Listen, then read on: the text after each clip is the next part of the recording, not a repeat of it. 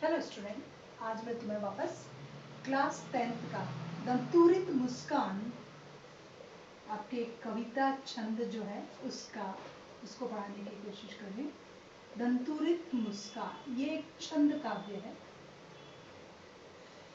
इसमें लेखक नागार्जुन है। इसके जो लेखक हैं वो है आपके नागार्जुन। तो नागार्जुन ने ये पूरा जो आपका टॉपिक है दंतुरित मुस्कान, इस दंतुरित मुस्कान में एक छोटे से बच्चे की जो मुस्कान का वर्णन किया गया है, पूरा का पूरा आपका ये छंद उससे रिलेटेड है कि किस तरह जब एक छोटा सा बच्चा हंसता है, मुस्कुराता है, तो उसके छोटे छोटे दांतों की मुस्कान को देख करके कैसे कैसे परिवर्तन मनुष्य के हृदय में होते हैं। तुम्हारी यह दंतुरित मुस्कान मृतक में भी डाल देगी जान। कवि यहाँ कहना चाह रहा है एक छोटे से बच्चे के बारे में जो हंसता मुस्कुराता हुआ किसी को देख रहा है, तो उसके लिए कहना चाह रहा है कि तुम्हारी ये दंतुरित मुस्कान मृतक में भी डाल देगी जान। कि एक छोटे से बच्चे को जब हम हंसते और मुस्कुराते हुए देख लेते हैं तो हमारे जीवन में मृतक का यहाँ तात्पर्य अलग अलग तरीके से लिया गया। मृतक में से ये भी नहीं है कि मरा हुआ इंसान जिंदा हो जाएगा। मृतक का मतलब है कि जो जिंदगी में निराश हो चुका हो, जो जिंदगी में जिसको आशा की कोई किरण नहीं दिखाई दे रही हो, जो थका है और बहुत ही अपनी जिंदगी से निराश है, ऊब चुका है, कठिनाइयों में है, परेशानियों में है, तो ऐसे इंसान को यहाँ पर बताया गया है मृतक में भी डाल देगी जान। तो ऐसे इंसान में भी वापस रोशनी की एक नई किरण डाल देगी। जान से हमारा तात्पर्य है रोशनी की एक नई किरण, आशा का संचार, उमंग, आशा का संचार, उमंग, जोश, उत्साह है, आप इसको कुछ भी बोल सकते हो। तो जो इंसान निराश हो चुका है, अपनी जिंदगी से थका हुआ है,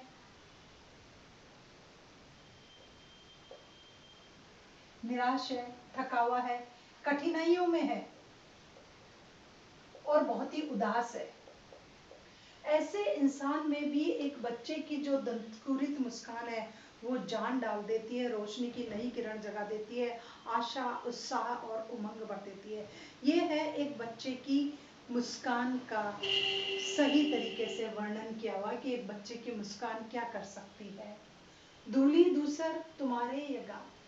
धूली दूसर मीन्स धूल से सने हुए। जब बच्चा मिट्टी में खेलता है तो उसके गालों पर थोड़ी सी जो मिट्टी होती है वो लग जाती है, तो धूली दूसर तुम्हारे ये गाल।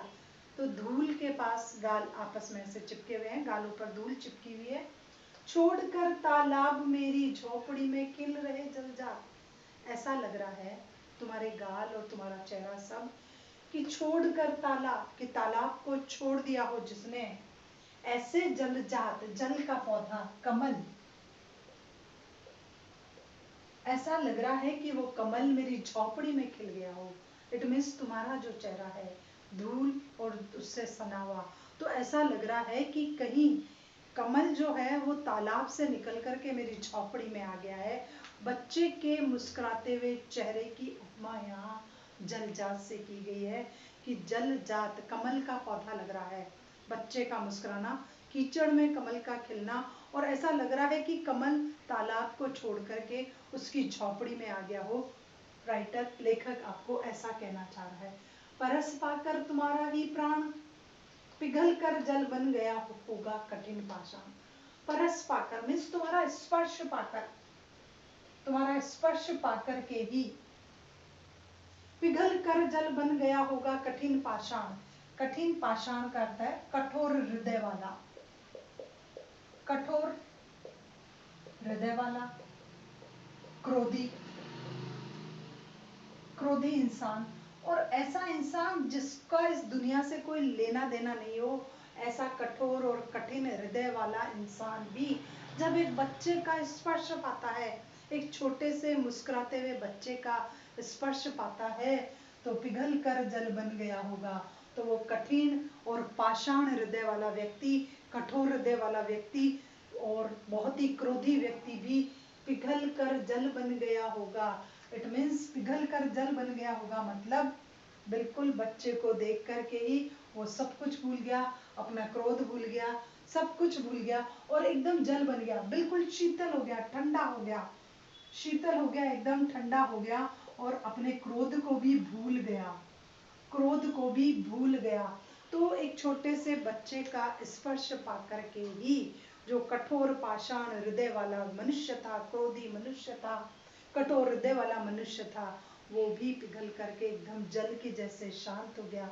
बच्चे को देख करके उससे पूरा गुस्सा, उसका पूरा कठोरपन, जो निर्दयपन उसके अंदर था, वो सबका सब निकल करके बह गया और जल बन गया, बिल्कुल पिघल गया।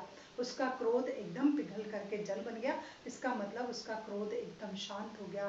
परस पाकर तुम्हारा प्राण, जैसे ही उसने एक मुस्कुराते हुए बच्चे का स्पर्श पाया। छू गया तुमसे कि झरने लगे शेफालिका के फूल, छू गया तुमसे कि झरने लगे शेफालिका के फूल, बांस था कि बबूल, कि क्या था, मैं बांस था या बबूल था। बांस और बबूल की देखो अपनी अपनी विशेषताएं हैं यहाँ पर। बांस और बबूल दोनों में ही, इसमें ना फूल होते हैं, ना पत्ते होते हैं, ना पेड़ होते हैं, बिना फूल पत्ते का ये पौधा होता है, बिल्कुल खड़ा हुआ सीधा अपनी अकड़ में। और बबूल में कांटे होते हैं और छोटी छोटी पत्तियां होती है। बबूल में क्या होते हैं, कांटे होते हैं। तो बांस था कि बबूल, कि मैं बांस था या बबूल था। इट मीन्स मैं एकदम सीधा खड़े रहने वाला, हमेशा अपनी अकड़ में, क्रोध में और उसमें रहने वाला, या फिर मैं बबूल था कि जब कभी भी बोलता या जब कभी भी कोई मेरे मेरे पास आता तो उसके कांटा जरूर चुभता। इट मीन्स मेरी वाणी मीठी नहीं थी, मेरे वचन, मेरा स्पर्श कुछ भी अच्छा नहीं था। लोगों को हमेशा ऐसा लगता था कि मैं उसके कांटे चुभो रहा हूँ, जो भी मेरे करीब आता था। तो बांस था कि बबूल, छू गया तुमसे कि झरने लगे शेफालिका के फूल, कि अगर जैसे ही मैंने तुम्हारे को स्पर्श किया, तुमने मुझे स्पर्श किया, तो मुझसे शेफालिका के फूल झरने लगे। शेफालिका के फूल बहुत सुंदर होते हैं, तो मेरे अंदर से शेफालिका के फूल निकलने लगे। इट मीन्स ना अब मैं बांस हूँ, ना मेरे में अकड़ है, ना मुझे कोई छू रहा तो उसके कांटा चुभ रहा है, केवल मात्र शेफालिका के फूल झर रहे हैं। अर्थात मेरे अंदर से मृदु वचन या मीठे वचन ही निकल रहे हैं। ना मेरे में अब वो अकड़ है, ना मेरे में दूसरों को कुछ व्यंग कसने की या कांटा चुभाने की क्षमता है। छू गया तुमसे कि झरने लगे झरने लग पड़े शेफालिका के फूल। तुम्हारा स्पर्श पाकर के ही मैं सब कुछ भूल गया, मेरी अकड़ भूल गया, मेरे व्यंग कसने की आदत भूल गया। केवल मात्र लोगों से मैं मीठे भाषा में, तुतलाती भाषा में तुम्हारे जैसे बोलना सीख गया। देखते ही रहोगे अनिमेष, थक गए हो, आंख लूं मैं फिर। यहाँ राइट जो लेखक है वो यहाँ प्रश्न पूछ रहा है, देखते ही रहोगे अनिमेष। अनिमेष का मतलब लगातार, बच्चा लगातार उस पुरुष को देख रहा है, तो देखते ही रहोगे अनिमेष, एक टक उसको देखे जा रहा है। थक गए हो कि तुम मुझे देखते देखते अब शायद थक गए हो। आंख लूं मैं फिर, तुम मुझे देखना बंद नहीं कर रहे हो, लगातार देखते जा रहे हो, तो मैं अपनी आंखें फेर लेता हूँ ताकि तुम्हारा मुझे देखना बंद हो जाए। वरना अगर तुम इसी तरह लगातार मुझे देखते रहे तो तुम थक जाओगे। क्या हुआ यदि हो सके परिचित न पहली बार, क्या हुआ अगर परिचित न हो सके पहली बार, यदि तुम्हारी माँ न माध्यम बनी होती आज। कि जब बच्चा पहली बार हुआ तब वो घर में नहीं था, कहीं दूर विदेश कहीं गया हुआ था, तो वो कह रहा है कि क्या हुआ, हो न सके परिचित पहली बार, कि जब तुम्हारा जन्म हुआ तो मैं तुम्हें नहीं देख पाया। इट मीन्स पहली बार हमारा परिचय नहीं हो पाया। जब तुम इस दुनिया में पहली बार आए तब मैं यहाँ पर नहीं था, तुम मुझे नहीं देख पाए, मैं तुम्हें नहीं देख पाया। इसका मतलब हमारा पहले परिचय नहीं हुआ। ना तुम मुझे मैं ना ने तुमने मुझे कभी देखा, ना मैंने तुम्हें कभी देखा, इसलिए हम दोनों अपरिचित थे। तो क्या हुआ यदि हो सके परिचित न पहली बार में हमारा तुम्हारा परिचय नहीं हुआ। जब तुम इस दुनिया में आए मैं तुमसे मिलने नहीं आ सका। यदि तुम्हारी माँ न माध्यम बनी होती माँ, परंतु अगर तुम्हारी माँ माध्यम नहीं बनी होती आज भी, तो हम दोनों का परिचय नहीं होता। मतलब हो सकता है यहाँ लेखक बता रहा है कि माँ ने ही उसका परिचय कराया कि देखो तुमसे मिलने कौन आया। तो क्या हुआ, माँ न परिचित बनी होती आज, कि अगर उसकी माँ आज माध्यम नहीं बनी होती तो उन दोनों का परिचय नहीं हो पाता। मैं न सकता देखता, मैं न पाता जान। इसका मतलब ना तो मैं तुम्हें देख सकता, ना मैं तुम्हें